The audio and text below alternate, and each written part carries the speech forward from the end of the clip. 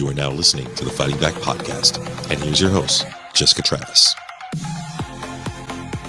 Hello there, ladies and gentlemen. Welcome to a brand new episode of the Fighting Back Podcast. We are doing a sidebar episode. And on this sidebar episode, we are doing revenge porn. I'm joined by the one and only Jessica Travis. How you doing, Jessica? Good. How are you today? I feel like I got a groove back right there. Yeah, that was good. Oh, man. Revenge porn. Revenge porn. What is revenge porn? It's not the good porn. It's the bad porn. I mean, sorry for saying it like that. There's no easy way to put it. This is something that hurts hundreds and thousands of people. Hate to say it, on a daily basis. Jessica, break down what exactly is revenge porn. Yeah, so it really is where you're in a relationship with somebody, and it usually, I think, affects the women, but you're in a relationship with somebody and you're sending them intimate photos, and you expect that those photos are only going to go to them as your boyfriend or your girlfriend, and they're not going to go to anybody else. Yeah. And then you break up with the person and they decide, in order to either get you back for breaking up with them or because they hate you now, that they're going to send those intimate, confidential photos that you sent them to anybody in the world. They're going to put them online. They're going to send them out to your family, to your friends. And the whole purpose of intent of sending those out is to harass you, is to humiliate you, and is to cause you emotional distress. I've been in a couple relationships, and in my younger years, something's been said here and there, but like for that to get out afterwards, I mean, that's got to be in horrible, like to go through something like that. It happens all the time, and there are people who benefit from that on someone's demise of that stuff. There are so many websites out there that promote all those images, all those videos, and it's horrible. And recently we just had here in the United States the Take It Down Act passed by this government. And can you give us a little insight on that? Yeah, so the Federal Take It Down Act really criminalizes this behavior.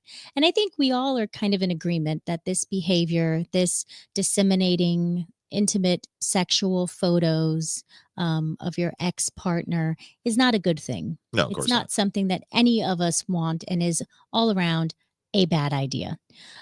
So the federal government instituted a law, the Take It Down Act, which said that if you do this, it is a criminal act. You can be charged with a crime. You can have a lawsuit filed against you, and the individual who was damaged, so whose intimate photos got put out there, can seek damages for it and may get compensation for that act. And recently, like, we're having something happen right here in our backyard right now with Miss America and Congressman Mills, where they were going out for a while, and then breakup happens, and boom, now she just recently is going forward with filing a petition for an injunction, because apparently he had allegedly said that he's going to release these images, these videos. Okay, let's go back from now the federal now to a state level. Like, how does that work here? Yeah, so Florida has a similar statute in place that not only criminalizes cyber harassment, but also allows an individual to get an injunction for protection. A lot of people think of it as a restraining order for cyber sexual harassment. Okay. So cyber sexual harassment is essentially what we've been talking about, which is using the internet to harass somebody in a sexual manner. So sending out these photographs that an individual sent to you, believing there was an expectation of privacy, that you were going to keep these photos private because you were in an intimate relationship, and then setting those images out there onto the internet, out into public, for the purpose of harassing the individual. That's considered cybersexual harassment. What would you say to those individuals who are being threatened by these actions, and they don't do nothing? They're too scared to say anything or do anything. Yeah. So in some cases, Florida criminalizes a threatened behavior. In most instances, however, the crime is really an action that takes place. Okay. However, whether it's threatened or actual cybersexual harassment, that can be a basis for an injunction or a restraining order. The actions, if they're not released, may not rise to the level of a criminal offense. If those images aren't released or videos aren't released, it may not be considered revenge porn, but that threatening of cyber sexual harassment Hmm. can be a basis for an injunction for protection to be issued. Okay. And let's take it a step further. Let's say, for example, Mary Jo broke up with Bobby, and Bobby went ahead and posted them on a private site, but they got out, and she knows that it got out. Like, what's her steps? What can she do at this point now, knowing that her ex put these images out there? Yeah, so there's a lot of things that can be done, both against the person who released the images and potentially to those websites that are now posting the image. So Mm. there are laws and statutes in place which allow us to go to the websites that are hosting those images and require that they take it down, require that they no longer show those images on their websites. We always have to, though, be aware that that may be a tricky matter because Mhm. trying to figure out who owns a website, who has the authority to code that website or take things down off the website, that can take a lot of investigation and a lot of work involved. But not only can you go after the individual if they are purposefully putting it out there on the internet and sending it out, if it gets out and then it gets disseminated more than expected, Mhm. you can always go to those websites and require that the websites take down those images. I was reading somewhere in the whole Take It Down Act, now going back to a federal level, where like they have 48 hours to comply. Um, and hopefully, those websites are able to move forward with that. But like, what happens at that point if they don't comply, if they're not willing to take it down?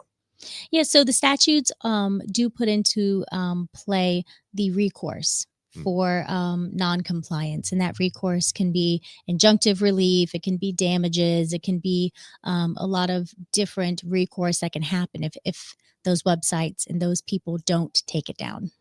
Now, this doesn't just apply to women. This also applies to men as well. There are also times where a woman will release photos of a man, intimate stuff, and things like that, and the same laws apply regardless. Correct? Absolutely. So the law isn't gender based. It applies to any person who disseminates sexual photos of another person.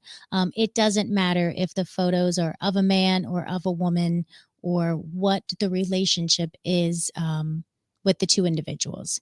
If you get any photos, sexual photos of an intimate nature from an intimate partner, Hmm. and disseminate those for the purpose of harassment, that's the criminal offense.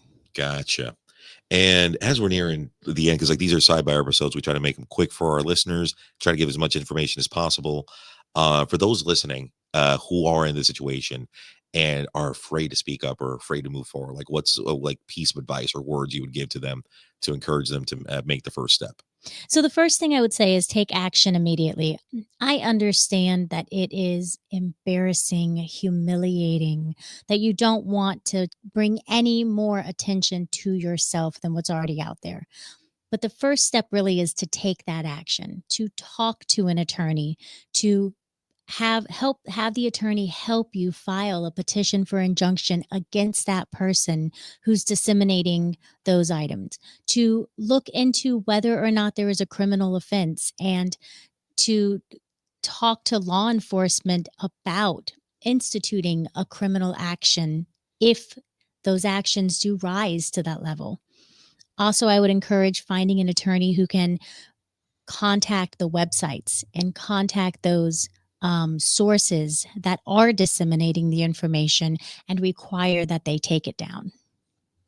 All right, Jessica, thank you so much for talking about this very, really, really heavy and not easy topic to talk about. Like I said, hundreds of thousands of people get affected by this every day.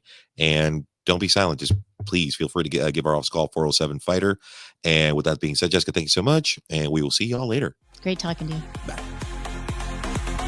Thank you so much for listening. If you found this episode helpful or informative, don't forget to follow us on social media and share this podcast with your friends.